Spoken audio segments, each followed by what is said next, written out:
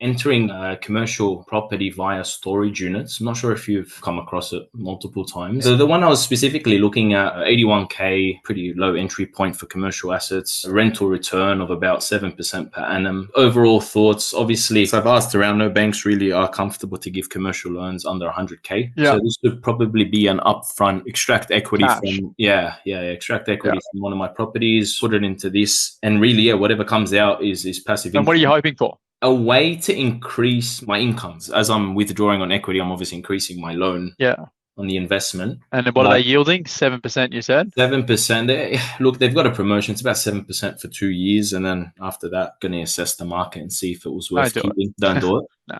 Yeah. Okay. No, that's fair enough. That's why I asked. Yeah, you don't make money that way. And if they're running a promotion, rental guarantee or whatever it is for 2 years, like any good asset, man, you don't need to run promotions to sell. They just sell. 7% is a decent yield, but you get 7% in equities as well. You can get 5.5% at the moment in a fucking bond. Yeah, it's not that good a return. I'm assuming there's probably some vacancy that comes along with those things as well. Yep. I'm not sure what costs are associated with them, but yeah, if you're just simply trying to increase your income, there's less risky ways to be able to do that, like work more hours, go and find a higher paying job, those kind of things. Yeah, I understand. That's what I would focus on. You really only want to take on debt for things that's going to give you growth. Yeah, no, absolutely. Because like you said, you've got interest costs and you've got your income, and by the time you offset the two, there's nothing left. So you're not really increasing your income. And if you're not increasing your income by a sizable amount, then the only thing you should be taking on leverage for is growth. And I'm not sure what those things grow like, but I couldn't imagine it'd be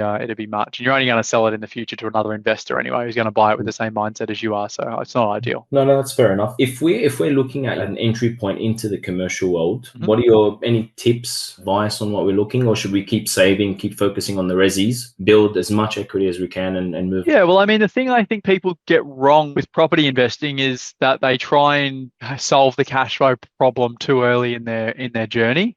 People go and buy commercial real estate thinking that, okay, yeah, I'm going to get a 6% yield or a 7% yield, and I'm going to go borrow 105% and it'll be neutral, and over time it'll slightly become positive, but it doesn't really work. You want to grow enough capital, and that takes time. So when you do move into something like commercial, or you move into something that's going to produce cash flow, you take on minimal to no debt, and you're generating a yield on a larger chunk of capital. So don't fly before you can walk, essentially. So just grow your capital base, be patient while also being aggressive, which is what I have to remind myself of consistently. But I think in commercial at the moment, like, you want to be spending $1.5-2 million minimum.